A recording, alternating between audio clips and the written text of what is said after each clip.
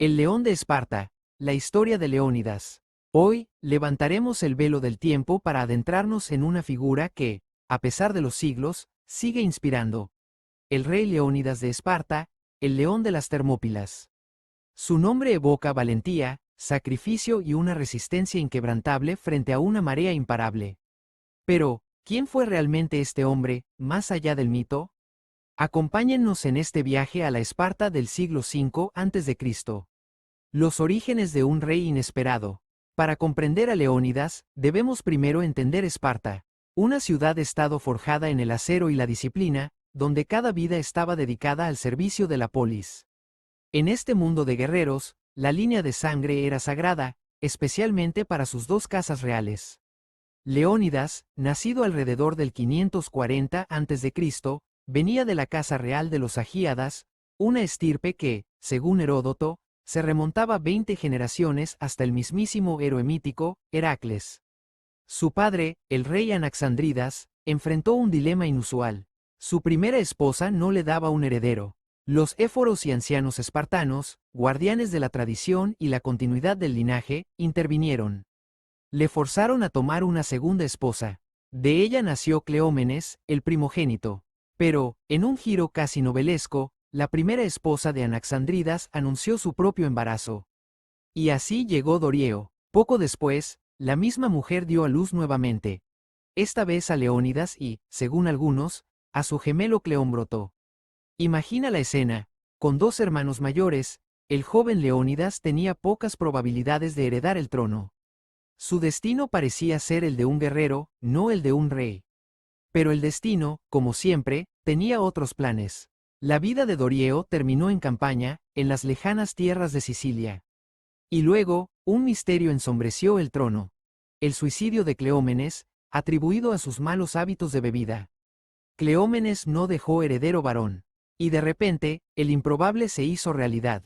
Alrededor del 490 a.C., Leónidas, ahora casado con Gorgo, la hija de Cleómenes, ascendió al trono espartano. Tenía ya unos 50 años, una edad avanzada para su época, y sin duda, ya era un comandante militar experimentado, aunque sus hazañas anteriores no hayan sido registradas por la historia. La sombra persa y el llamado de Delfos. Los años pasaron, y con ellos, la sombra del imperio persa crecía.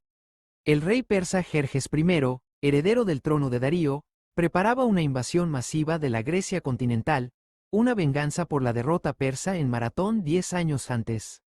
Las noticias llegaron a Esparta, alertadas por el exiliado rey espartano de Marato, quien, según Heródoto, envió un mensaje secreto a sus compatriotas. Esparta, fiel a su costumbre, buscó el consejo del oráculo de Delfos. La respuesta de Apolo, a través de la Pitia, fue ambigua y sombría. Mirad, habitantes de la extensa Esparta, o bien vuestra poderosa y eximia ciudad es arrasada por los descendientes de Perseo, o no lo es. Pero en ese caso, la tierra de Lacedemón llorará la muerte de un rey de la estirpe de Heracles. Pues al invasor no lo detendrá la fuerza de los toros o de los leones, ya que posee la fuerza de Zeus. Proclamo en fin, que no se detendrá hasta haber devorado a una u otro hasta los huesos. Un mensaje descorazonador. Significaba que Esparta o sería conquistada o perdería a uno de sus reyes. Ningún rey espartano había muerto en batalla hasta ese momento. La alusión a los leones era una clara referencia a Leónidas, cuyo nombre significaba hijo de león. A pesar de la oscuridad de la profecía, la Liga Helénica, la alianza de ciudades-estado griegas, se reunió. La dirección recayó en Esparta. La decisión fue crucial. Defender el paso de las Termópilas, un estrecho desfiladero donde las montañas se unían al mar, un cuello de botella natural, perfecto para detener a un ejército masivo. Leónidas fue seleccionado para liderar la defensa. Pero había un problema. Los espartanos estaban en medio de las sagradas festividades de las Carneas, durante las cuales estaba prohibido ir a la guerra. Esparta podía reunir hasta 8.000 hoplitas, pero no durante las Carneas. Así, Leónidas se embarcó en una misión que muchos considerarían suicida. Escogió a 300 de sus mejores hoplitas espartanos, cada uno con al menos un heredero varón, asegurando que sus linajes no terminarían con ellos. A estos valientes se unieron tropas de otras ciudades-estado, sumando un total de unos 7.000 hombres.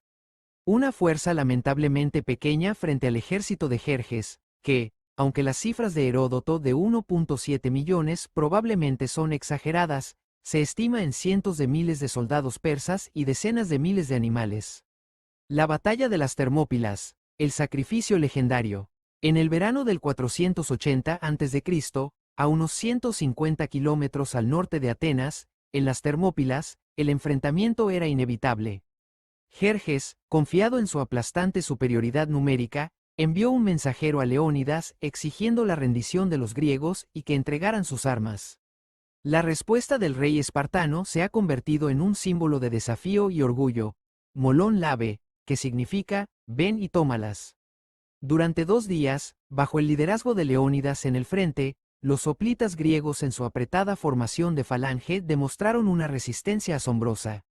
Su armadura y armamento superiores, combinados con la estrechez del paso, les permitieron detener al inmenso ejército persa, infligiendo bajas significativas.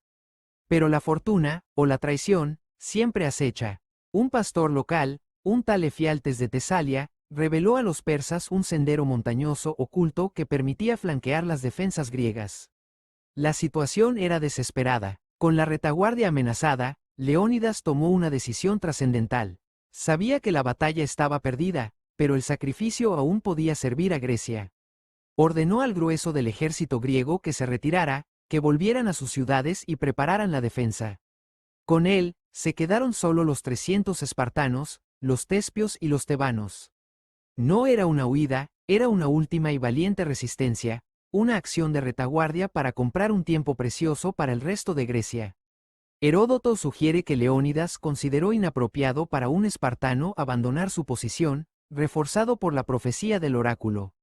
Al final, las fuerzas griegas fueron aniquiladas hasta el último hombre. La profecía de Apolo se cumplió. Esparta había perdido a uno de sus reyes.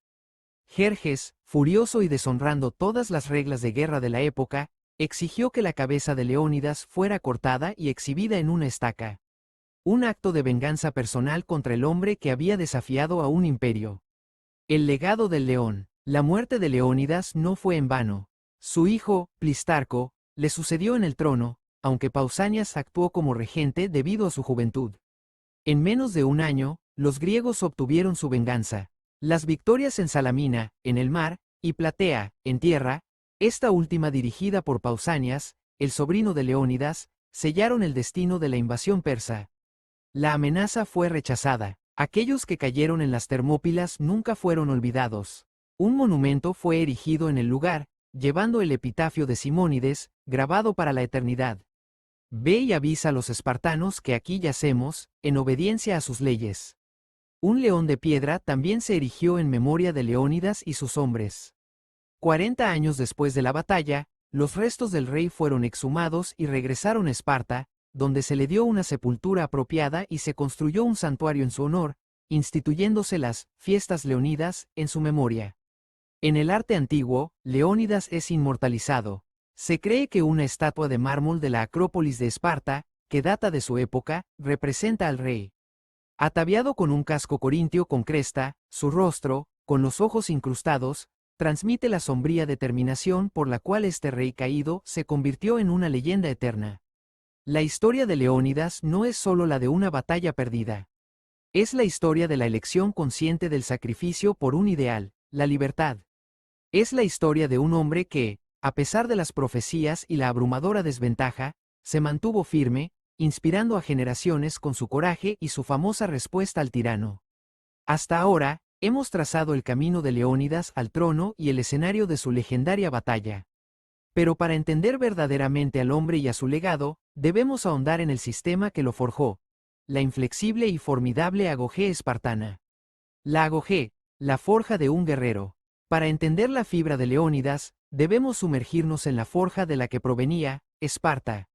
Una polis única en el mundo griego, donde la vida de cada ciudadano, desde el momento mismo de su nacimiento, estaba modelada para el servicio militar y la lealtad inquebrantable al Estado. No se trataba de individuos que elegían su propio camino, sino de una comunidad disciplinada hasta el extremo, donde cada hombre era un eslabón vital en la poderosa cadena de su ejército. El corazón de esta disciplina, el motor que impulsaba la máquina militar espartana, era la agogé. Imaginen un sistema educativo, o mejor dicho, de adiestramiento, que no se parecía a nada conocido en el mundo antiguo. No era una escuela de filosofía ni un taller de artesanos. Era una forja implacable de hombres de guerra, diseñada para eliminar la debilidad y cultivar la obediencia, la resistencia y la habilidad letal. Comenzaba a una edad asombrosamente temprana, a los 7 años. Los niños espartanos, o paidos, eran arrancados de sus hogares, de la calidez de sus madres y de la comodidad de la infancia. Su vida familiar terminaba abruptamente. Dejaban de ser hijos para convertirse en pupilos del Estado, y su nuevo hogar eran los barracones comunales, un lugar austero y despojado donde vivirían, comerían y se entrenarían con sus compañeros hasta la edad adulta. Allí, bajo la supervisión de paidonomoi, supervisores designados, y de jóvenes adultos experimentados, su educación se centraba en un único objetivo, la guerra. Sí, se les enseñaba a leer y escribir lo básico, lo suficiente para comprender órdenes o leer un epitafio, pero el verdadero currículo era el combate. Aprendían a luchar, no solo con armas, sino con su propio cuerpo. Se les entrenaba para soportar el frío glacial del invierno sin más que una fina túnica al año, para aguantar el hambre y la sed durante días sin quejarse. Correr descalzos, sin importar el terreno, era una práctica constante que endurecía sus pies y sus mentes. La vida en la agogé era una prueba continua. Se les animaba a la astucia, a la ingeniosidad para conseguir sus propias provisiones, incluso a robar comida si no eran atrapados.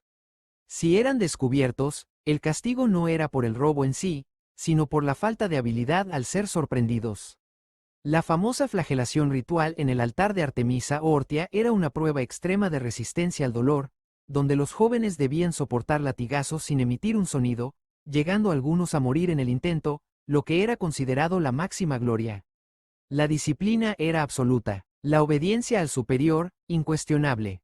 El miedo, erradicado. Se les enseñaba a hablar de forma concisa y directa, el famoso estilo lacónico, eliminando cualquier exceso de palabras que pudiera denotar debilidad o indecisión. Cada aspecto de su vida estaba controlado. Su dieta era frugal, sus camas duras y sin adornos, hechas de cañas arrancadas del río Eurotas con sus propias manos. A los 20 años, el espartano no regresaba a casa, sino que se graduaba a la siguiente fase de su existencia. Se convertía en saicitos, un miembro de una comida común, o mesa de hombres, un grupo de camaradas con quienes comería, bebería y, lo más importante, lucharía el resto de su vida. Aquí, los lazos de hermandad y lealtad se solidificaban más allá de cualquier vínculo familiar. Su vida privada era mínima, su vida social, compartida. Solo después de años de esta rigurosa preparación, de haber demostrado su valía, su obediencia y su resistencia en innumerables pruebas y simulacros, un espartano podía finalmente convertirse en un hoplita de pleno derecho, un homoioi o, igual, un guerrero inquebrantable, la pieza más perfecta de una máquina de combate, diseñada para la disciplina y la victoria en el campo de batalla. Esta era la Esparta que forjó a Leónidas, un entorno donde la individualidad se sacrificaba en el altar de la fuerza colectiva. El rol de la mujer espartana. Si la agogé era la forja de los hombres espartanos, no podemos comprender completamente esta sociedad sin hablar del papel singular y sorprendentemente influyente de sus mujeres. En marcado contraste con la mayoría de las otras ciudades-estado griegas, donde las mujeres vivían vidas sumamente recluidas, dedicadas casi exclusivamente al telar y al manejo del hogar, las mujeres espartanas gozaban de una libertad y una autonomía verdaderamente inusuales. Para Esparta, la fortaleza física y mental de sus mujeres no era un lujo o una curiosidad social. Era una necesidad existencial, un pilar fundamental de su sistema. La razón era simple y brutalmente práctica. Eran las madres de los futuros guerreros.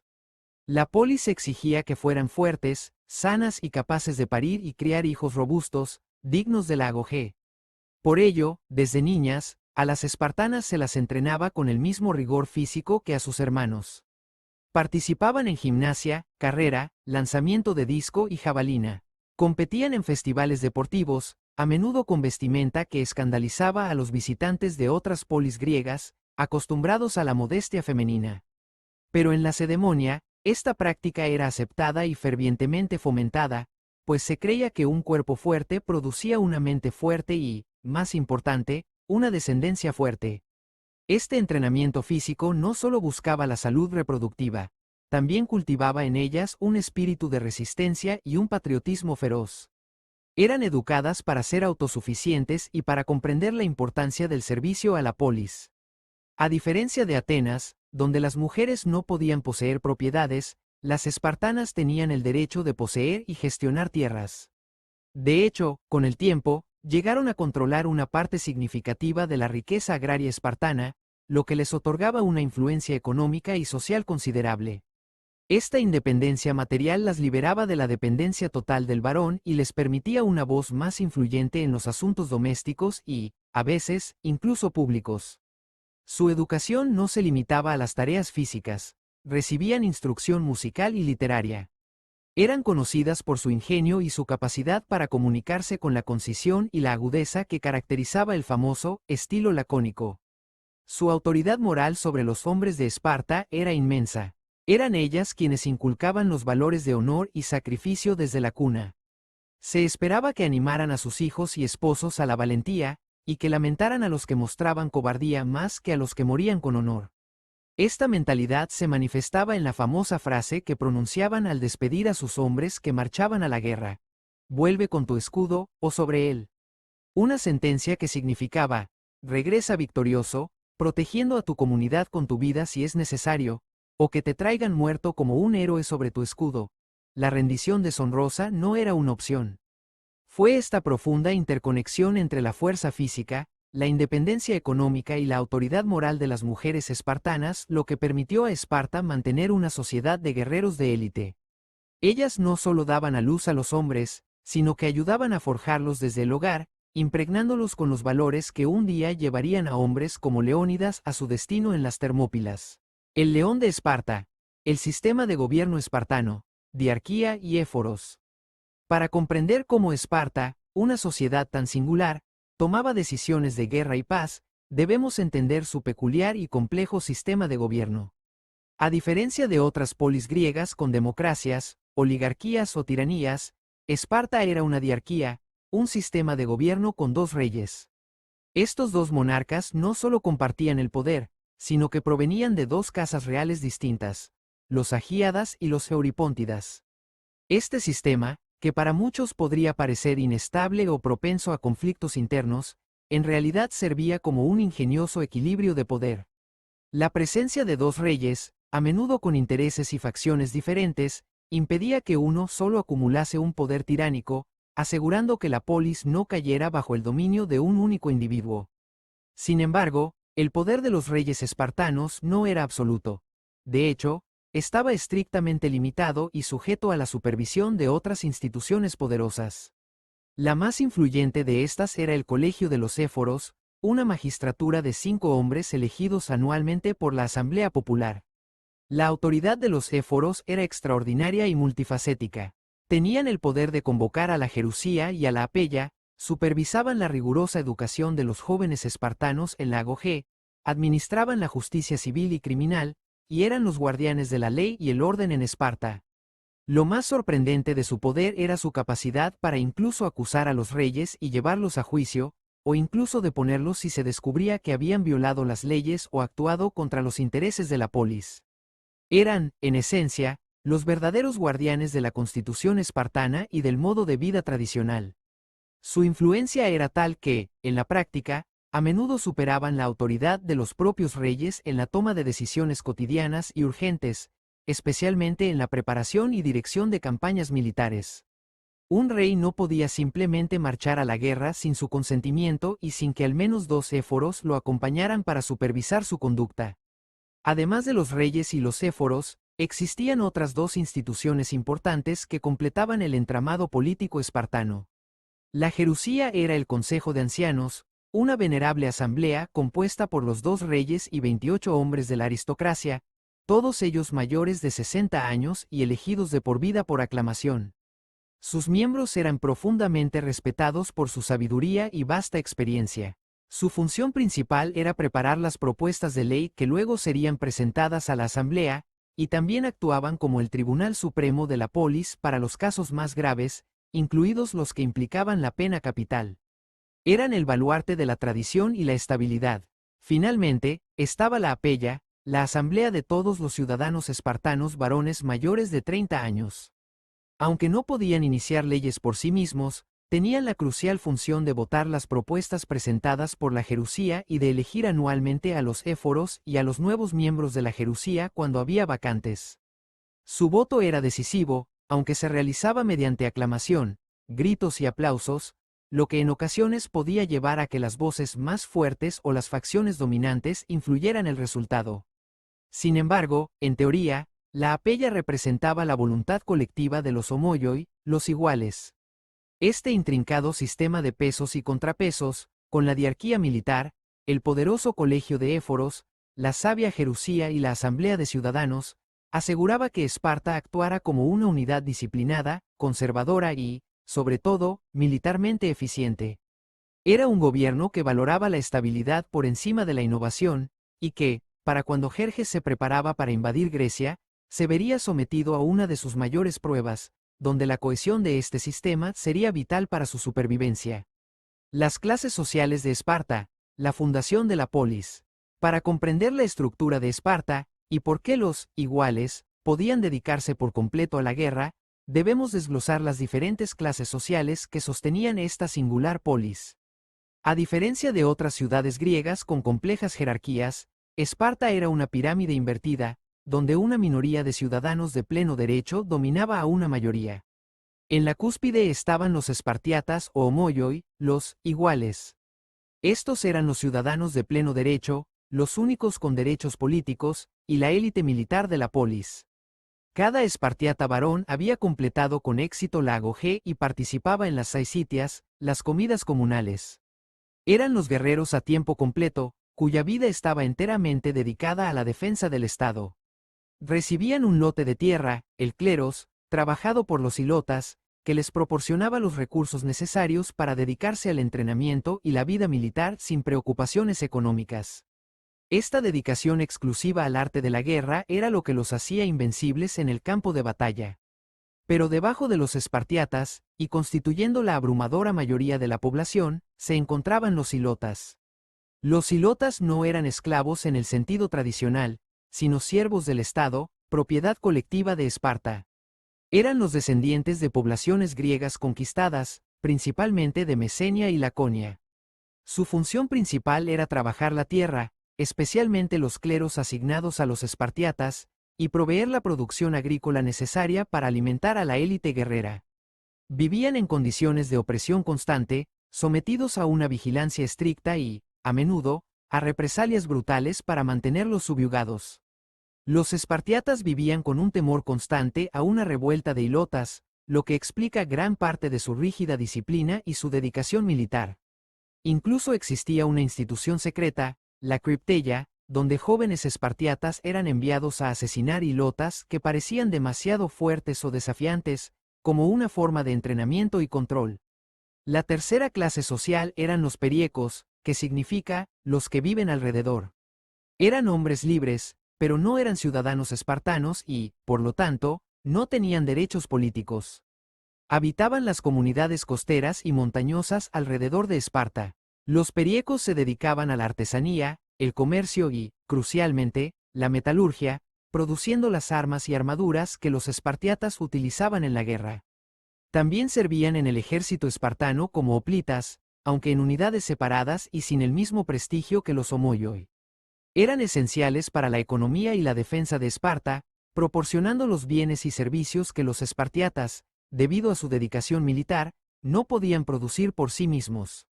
Este sistema de castas rígidas, donde una minoría militarizada vivía del trabajo de una vasta población subyugada y dependía de los servicios de una clase intermedia, era el fundamento sobre el que se construyó la potencia espartana. Entender estas dinámicas es clave para apreciar el contexto en el que hombres como Leónidas vivieron, gobernaron y lucharon por su polis. El origen del conflicto con Persia, las guerras médicas. El sacrificio de Leónidas y sus 300 en las Termópilas no fue un evento aislado, sino el clímax de décadas de tensión creciente entre las polis griegas y el vasto y ambicioso imperio persa. Para entender la magnitud de la amenaza que enfrentaban los griegos, debemos retroceder un poco en el tiempo y comprender el origen de este choque de civilizaciones, conocido como las guerras médicas. El conflicto tuvo sus raíces en las costas de Asia Menor, donde numerosas ciudades griegas, conocidas como las ciudades jónicas, habían sido sometidas al dominio persa. Acostumbradas a la autonomía de sus polis, estas ciudades griegas resentían el yugo persa y los tributos que se les exigían. En el 499 a.C., estalló las revueltas jónicas, un levantamiento masivo de estas ciudades contra el imperio aqueménida. Atenas, aunque distante, envió un pequeño contingente de barcos para apoyar a sus hermanos jónicos, y esta intervención, aunque de poca relevancia militar, fue vista por el rey persa Darío I como una afrenta directa. La llama de la revuelta se extendió, y aunque finalmente fue sofocada por la maquinaria militar persa, Darío juró venganza contra las polis griegas que habían osado desafiar su autoridad. Así, en el 492 a.C., Darío lanzó la primera invasión persa a Grecia. Esta expedición inicial, aunque sufrió algunas pérdidas debido a tormentas y problemas logísticos, logró someter parte del norte de Grecia. Sin embargo, la verdadera fuerza de la invasión llegó en el 490 a.C., cuando una flota persa desembarcó en la llanura de Maratón, al este de Atenas. Allí, el ejército ateniense, inferior en número pero con una estrategia y una disciplina superiores, logró una victoria sorprendente y decisiva sobre los persas. La batalla de Maratón fue un golpe devastador para la moral persa y una inyección de confianza para los griegos, demostrando que el gran rey y su imperio no eran invencibles.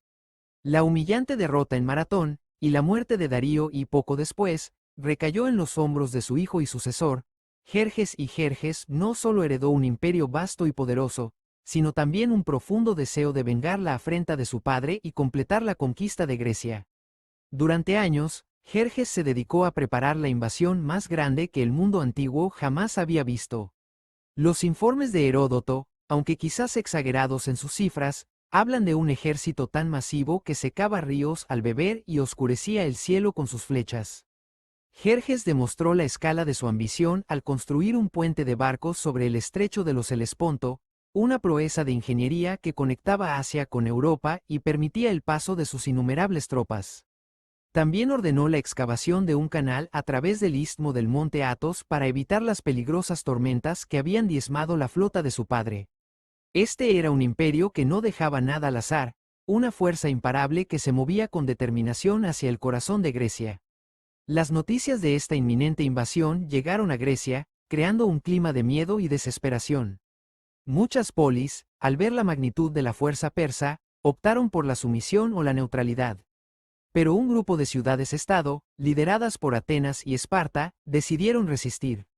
Esta alianza, la Liga Helénica, representaba la última esperanza de la libertad griega. El choque era inevitable, y el destino de la civilización occidental pendía de un hilo, llevando a un hombre como Leónidas a su cita con la historia en un estrecho paso montañoso. La magnitud y diversidad del ejército persa. Imaginemos ahora el titánico adversario al que se enfrentó Leónidas. No era un ejército común, era la manifestación del poderío del imperio aqueménida en su apogeo. Cuando Jerjes se dispuso a invadir Grecia, no solo buscaba venganza por Maratón, sino que aspiraba a añadir la totalidad de la Hélade a su ya inmensa posesión, que se extendía desde la India hasta Egipto. Para esta empresa, Jerjes reunió una fuerza militar sin precedentes, una verdadera marea humana que, según las descripciones antiguas, eclipsaba cualquier ejército anterior.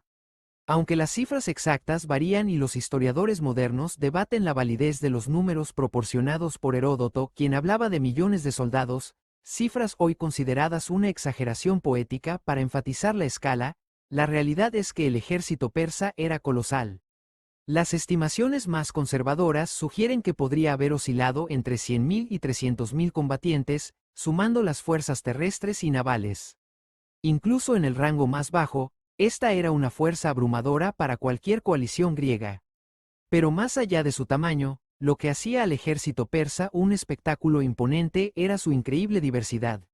No eran solo persas, en el sentido estricto. Jerjes había convocado a contingentes de todas las satrapías de su vasto imperio, un crisol de etnias y culturas que reflejaba la extensión de su dominio. Se podían ver, persas y medos. El núcleo del ejército, incluyendo a los famosos, inmortales, la guardia de élite del rey, nombrada así porque su número de 10.000 nunca disminuía, si uno caía, era inmediatamente reemplazado. Eran guerreros pesadamente armados con arcos compuestos, lanzas cortas, escudos de mimbre y armaduras de escamas. Sacas y escitas, tribus nómadas de Asia Central, famosos por su maestría con el arco y la equitación. Sus jinetes arqueros eran una pesadilla para la infantería estática. Indios, con sus exóticos atuendos, armados con arcos de bambú y jabalinas. Se cree que también aportaron elefantes de guerra, aunque su uso en Grecia no está claro. Babilonios y asirios. Soldados experimentados de antiguas y poderosas civilizaciones, equipados con lanzas y escudos. Egipcios, fenicios y chipriotas. Proporcionaban la columna vertebral de la formidable flota persa, con sus barcos de guerra, las trirremes, esenciales para el apoyo logístico y las batallas navales. Lidios, frigios, capadocios, árabes, etíopes. Cada uno aportando sus propias armas, armaduras y estilos de combate. Era una procesión interminable de pueblos, lenguas y tradiciones. Esta mezcla de tropas aportaba una amplia gama de habilidades, desde arqueros y caballería ligera hasta infantería pesada y unidades especializadas. Sin embargo, también presentaba desafíos logísticos y de mando inmensos. Coordinar tal diversidad de idiomas y costumbres era una tarea monumental, y la cohesión de estas unidades era a menudo inferior a la de los ejércitos ciudadanos griegos, homogéneos y altamente motivados. La estrategia de Jerjes para esta fuerza consistía en una combinación de asalto frontal masivo, apoyándose en su superioridad numérica para aplastar al enemigo, y maniobras de flanqueo para rodear a los defensores. Para asegurar el avance de esta vasta hueste, los persas se dedicaron a obras de ingeniería de escala épica, como el famoso puente de barcos sobre el Helesponto que ya mencionamos, que duró días en su construcción y el paso de las tropas, o el canal a través del monte Athos, para que la flota no tuviera que rodear el peligroso cabo. Frente a esta marea multicolor y masiva, los griegos apenas contaban con unos pocos miles de hombres, su única ventaja, la moral, el terreno y la disciplina de unos pocos elegidos. La estrategia persa y la guerra de Jerjes. La colosal fuerza de Jerjes y no era simplemente un despliegue de músculo imperial. Estaba respaldada por una estrategia que, desde la perspectiva persa, era lógica y abrumadora. El objetivo principal de Jerjes era, sin duda, la subyugación completa de Grecia. Tras las afrentas de Maratón y el apoyo ateniense a las revueltas jónicas, el gran rey no buscaba solo una victoria, sino una demostración inequívoca de su poder y la incorporación definitiva de los griegos a su imperio. La estrategia persa se basaba en varios pilares fundamentales. Primero, la superioridad numérica absoluta. Jerjes entendía que el volumen por sí mismo podía aplastar la resistencia.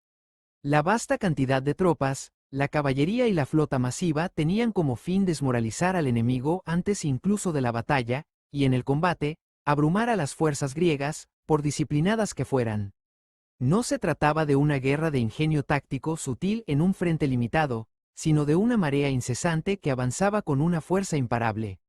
Segundo, la coordinación de fuerzas terrestres y navales. La flota persa no era solo un medio de transporte, era una pieza activa e integral de la estrategia militar.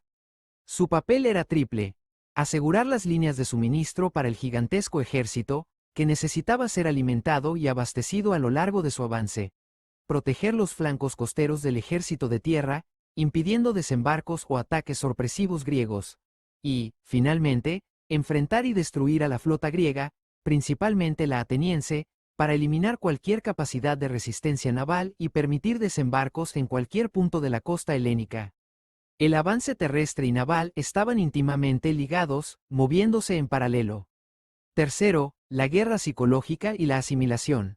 Antes y durante la invasión, Jerjes ofrecía a las ciudades griegas la oportunidad de tierra y agua, un símbolo de sumisión. La intención era dividir a los griegos, sembrar la discordia y fomentar la deserción antes de que se llegara al combate. Para aquellas polis que se sometían, se garantizaba una integración en el imperio, donde sus élites podían mantener su estatus a cambio de lealtad al gran rey.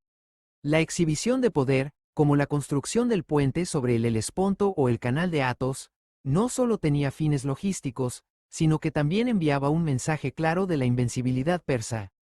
Cuarto, el uso del terreno a su favor y el flanqueo. A pesar de la vasta escala, los persas no eran ajenos a la importancia de la geografía. Aunque preferían el terreno abierto para desplegar su caballería y sus arqueros, en pasos estrechos como las Termópilas, la estrategia persa buscaba activamente vías para rodear al enemigo. La revelación del sendero a Nopea, que permitió flanquear a Leónidas, es el ejemplo más claro de cómo el ejército persa adaptaba su enfoque para superar obstáculos naturales. En esencia, la estrategia de Jerjes era la de un imperio que ejercía su vasto poder. Confiaba en la disciplina, la inmensa cantidad de recursos humanos y materiales, y la capacidad de absorber o aplastar cualquier resistencia. No se trataba de una guerra de pequeños enfrentamientos heroicos, sino de una campaña metódica para imponer la voluntad del gran rey a toda una civilización. Este enfoque, tan opuesto a la pequeña y homogénea falange espartana, sería la clave del choque en las Termópilas y, a la vez, el elemento que los griegos astutamente explotarían. El equipamiento del hoplita espartano y la falange. Frente a la abrumadora diversidad y magnitud del ejército persa, los griegos, y en particular los espartanos, confiaban en una fuerza muy diferente: la disciplina, el entrenamiento y la cohesión de su infantería pesada. La columna vertebral de cualquier ejército griego de la época era el hoplita, un soldado ciudadano cuyo nombre deriva de su armamento principal, el oplon o escudo. Pero el hoplita espartano era la encarnación de esta filosofía militar, perfeccionada a través de décadas de la agoge.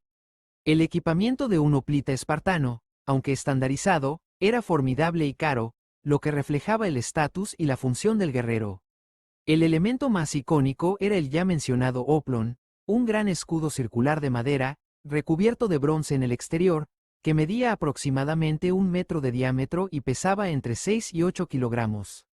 Este escudo no solo protegía al individuo, sino que era crucial para la formación, ya que su borde izquierdo se superponía con el derecho del compañero de al lado, creando un muro impenetrable. Para la defensa personal, el hoplita usaba una armadura pesada.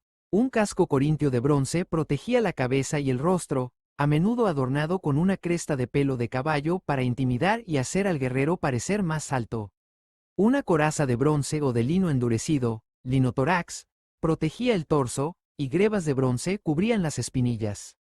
A pesar de su peso, esta armadura ofrecía una protección casi total en el combate cuerpo a cuerpo.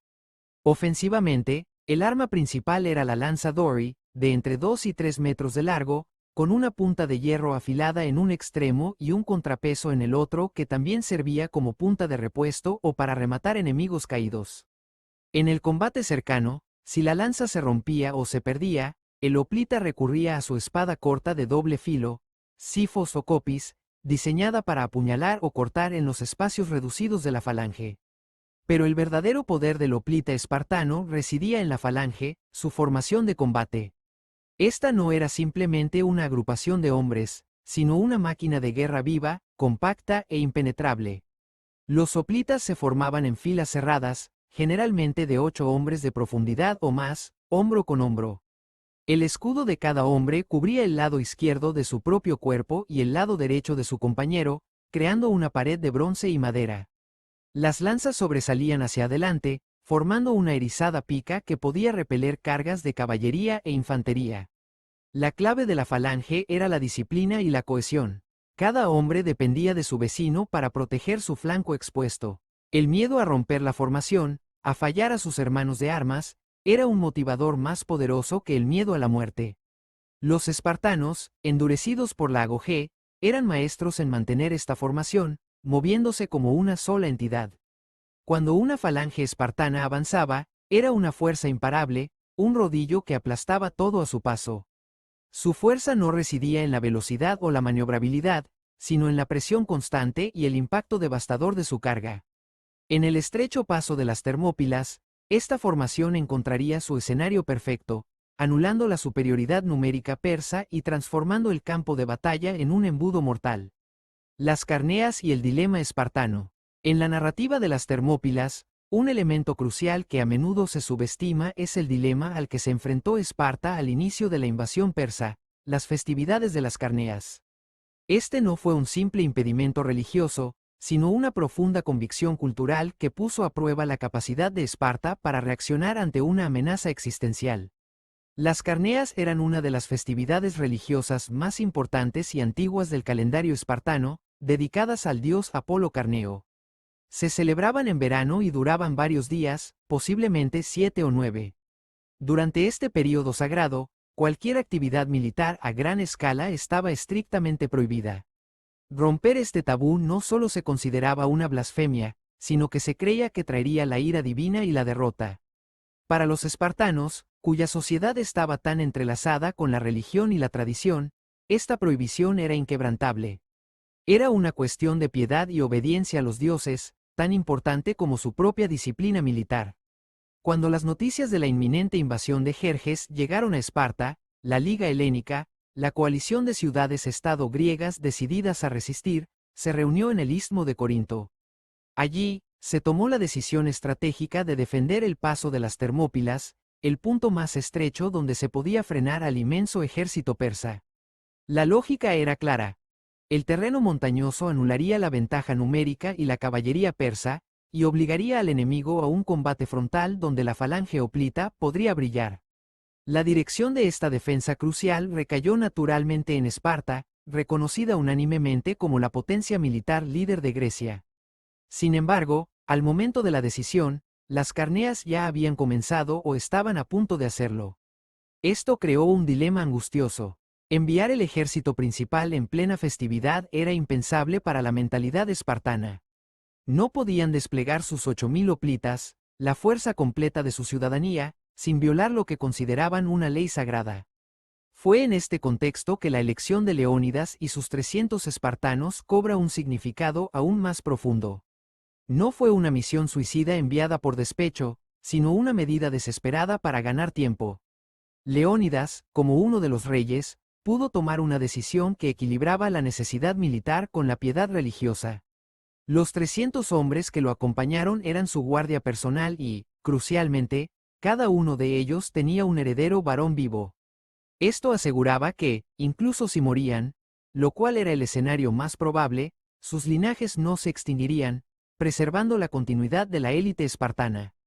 La pequeña fuerza de Leónidas, reforzada por aliados de otras ciudades griegas, como los tespios y los tebanos, no tenía como objetivo la victoria militar sobre el ejército persa. Su misión era táctica y simbólica: retrasar el avance persa el tiempo suficiente para que el resto de las polis griegas, incluyendo la propia Esparta una vez terminadas las Carneas, pudieran movilizar sus fuerzas y preparar una defensa más completa. Las Termópilas, entonces, se convirtió en un acto de sacrificio calculado, una heroica retaguardia dictada tanto por la estrategia militar como por las profundas convicciones religiosas de Esparta. La táctica de las Termópilas, la falange en el paso estrecho. La elección de las Termópilas como escenario para la defensa griega no fue aleatoria. Fue una decisión estratégica brillante que buscaba anular la ventaja numérica persa y maximizar la fuerza de la infantería pesada griega, especialmente la falange espartana. El nombre, Termópilas, significa puertas calientes, en referencia a las cercanas fuentes termales y a la estrechez del desfiladero. En el 480 a.C., el paso era una franja de tierra extremadamente angosta, con escarpadas montañas al oeste y el Golfo de Malí al este. En su punto más reducido, era poco más que un sendero que un carro apenas podía transitar. La estrategia de Leónidas era simple pero efectiva: aprovechar al máximo el terreno. Al desplegar a sus hoplitas en el punto más estrecho del paso, forzaba al inmenso ejército persa a atacar en un frente muy reducido. Esto significaba que la vasta superioridad numérica de Jerjes se volvía prácticamente inútil. Solo un pequeño número de soldados persas podía enfrentarse a la falange griega en cualquier momento dado. No importaba que Jerjes tuviera cientos de miles de hombres. Solo los que estaban directamente al frente podían combatir. La falange hoplita, con su muro de escudos y lanzas, era ideal para esta tarea. Cada hoplita era un punto de apoyo en una formación casi impenetrable. Los golpes de los persas, con sus armas más ligeras y escudos de mimbre, simplemente rebotaban en el bronce de los escudos y las corazas griegas. La lanza Dori, más larga y robusta que las lanzas persas, permitía a los griegos mantener a sus enemigos a distancia y ensartarlos antes de que pudieran acercarse demasiado. El peso y el impacto combinado de la falange en movimiento eran devastadores. Una vez que los griegos empujaban, las líneas persas se desorganizarían, causando una carnicería. Durante los primeros 2 días de la batalla, esta táctica funcionó a la perfección. Jerjes envió oleada tras oleada a sus mejores tropas, incluyendo a los temidos inmortales, pero cada asalto se estrellaba contra el muro de bronce y la voluntad de hierro de los griegos. Las bajas persas fueron inmensas, mientras que los griegos sufrieron relativamente pocas. La frustración de Jerjes debió ser palpable al ver cómo su gigantesco ejército era detenido por un puñado de hombres en un paso insignificante. Sin embargo, la invulnerabilidad de esta táctica dependía de un factor crítico: la inexpugnabilidad de los flancos. La falange era poderosa frontalmente, pero vulnerable si era atacada por los lados o la retaguardia. Aquí es donde entró en juego la traición de Efialtes. Al revelar el sendero montañoso de Anopea, un camino que serpenteaba por las alturas y permitía rodear la posición griega, comprometió toda la defensa. Cuando Leónidas supo que la retaguardia de su pequeña fuerza estaba amenazada por las tropas persas que avanzaban por el sendero, la brillante táctica del paso estrecho se volvió insostenible. La decisión de quedarse y luchar hasta el final, liberando a sus aliados para que se retiraran, fue el último y más heroico acto de la estrategia griega, un sacrificio calculado para ganar el tiempo vital que Grecia necesitaba. Sin embargo, la invulnerabilidad de esta táctica dependía de un factor crítico: la inexpugnabilidad de los flancos. La falange era poderosa frontalmente, pero vulnerable si era atacada por los lados o la retaguardia. Aquí es donde entró en juego la traición de Efialtes. Al revelar el sendero montañoso de Anopea, un camino que serpenteaba por las alturas y permitía rodear la posición griega, comprometió toda la defensa. Cuando Leónidas supo que la retaguardia de su pequeña fuerza estaba amenazada por las tropas persas que avanzaban por el sendero, la brillante táctica del paso estrecho se volvió insostenible. La decisión de quedarse y luchar hasta el final, liberando a sus aliados para que se retiraran, fue el último y más heroico acto de la estrategia griega, un sacrificio calculado para ganar el tiempo vital que Grecia necesitaba. El sacrificio final y el eco en la historia. El tercer y último día en las Termópilas amaneció con una verdad brutal: la posición griega estaba perdida. Los exploradores de Leónidas habían confirmado el avance de las tropas persas por el sendero montañoso. Sabía que la batalla campal contra tal número era insostenible una vez flanqueados. Fue entonces cuando tomó la decisión que sellaría su leyenda: el sacrificio calculado. Leónidas no era un insensato. Entendía que la vida de cada espartano era valiosa, y que una derrota total sin ningún propósito era inaceptable. Su objetivo principal en ese momento fue doble: ganar tiempo crucial para que el resto de las fuerzas griegas pudieran retirarse de forma ordenada y reorganizarse para futuras defensas, y sentar un precedente de resistencia inquebrantable que inspiraría a toda Grecia. Ordenó al grueso de los aliados griegos que huyeran, que volvieran a sus hogares y prepararan la defensa de sus propias polis. Solo permanecieron con él los 300 espartanos, los 700 tespios, que eligieron quedarse por lealtad y el honor de morir junto a ellos, y un pequeño contingente de tebanos, cuya permanencia es debatida por los historiadores, algunos sugiriendo que fueron retenidos como rehenes. Lo que siguió fue un enfrentamiento final épico y desesperado. Con las fuerzas persas atacando tanto desde el frente como desde la retaguardia, los espartanos y sus aliados lucharon con una ferocidad legendaria. Abandonaron la táctica de la falange estática para lanzarse en ataques suicidas, buscando infligir el máximo daño posible antes de caer. Heródoto describe cómo los persas los rodearon completamente, lanzando flechas y jabalinas sin cesar, hasta que, finalmente cayeron todos hasta el último hombre. El propio Leónidas murió en la refriega, cayendo en la primera línea de combate. Se cuenta que se luchó ferozmente por su cuerpo, con los griegos logrando recuperarlo y los persas intentando arrebatárselo, en una de las escenas más sangrientas de la batalla.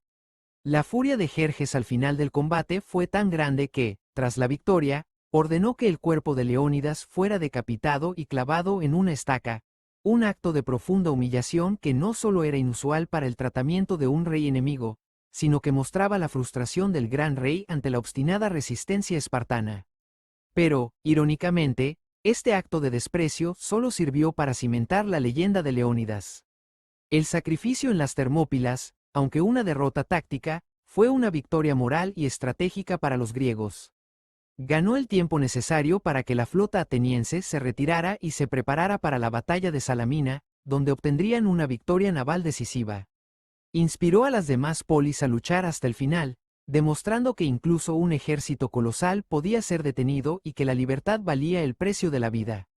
La frase «Molón lave, ven y tómalas» se convirtió en un grito de guerra para la resistencia griega, y el epitafio de Simónides en el lugar de la batalla, «Ve y avisa a los espartanos que aquí yacemos», en obediencia a sus leyes, inmortalizó su devoción al deber. El eco de las Termópilas resonó a través de los siglos, convirtiendo a Leónidas y sus 300 en símbolos de valentía, sacrificio y la lucha contra la tiranía. Su historia no es solo un relato de guerra, sino una poderosa alegoría de la resistencia de la libertad frente a la opresión, un mensaje que sigue inspirando hasta el día de hoy. El factor Ilota, el miedo constante a la revuelta. Hemos hablado de la disciplina espartana, de su agogé y de su formidable falange. Pero, ¿qué era lo que impulsaba esta obsesión militar, esta vida dedicada enteramente a la guerra y la vigilancia? La respuesta se encuentra en un factor subyacente y constante que permeaba cada aspecto de la sociedad espartana: el miedo a la revuelta de los ilotas. Los ilotas, como ya mencionamos, no eran esclavos comunes, sino siervos del Estado, descendientes de poblaciones griegas que Esparta había conquistado y brutalmente subyugado, principalmente los mesenios. Superaban en número a los espartiatas en una proporción abrumadora, quizás de 7-1, o incluso más en algunos periodos. Esta inmensa disparidad demográfica creaba una tensión latente, una bomba de tiempo que los espartanos sabían que podía estallar en cualquier momento. La memoria de las sangrientas guerras mesenias, en las que los espartanos lucharon durante generaciones para someter a Mesenia, estaba grabada a fuego en su psique colectiva. Este temor existencial modeló la sociedad espartana de formas que pocas otras polis griegas podrían comprender. En primer lugar, justificaba la militarización total. Los homoioi, los ciudadanos espartanos de pleno derecho, no podían dedicarse a las artes, la filosofía o el comercio porque su vida entera era un servicio militar constante, una guardia permanente contra la amenaza interna. Cada espartiata era un soldado profesional porque debía estar siempre listo para sofocar cualquier levantamiento ilota. La agogé, con su brutal disciplina y su enfoque en la obediencia y la resistencia, no solo preparaba para la guerra externa, sino para el control interno de una población hostil. Segundo, influía en las políticas y decisiones espartanas. A menudo, Esparta dudaba en enviar su ejército principal lejos de Laconia, especialmente si la campaña era prolongada. La ausencia de un gran número de guerreros espartanos podría ser la chispa que encendiera una revuelta ilota.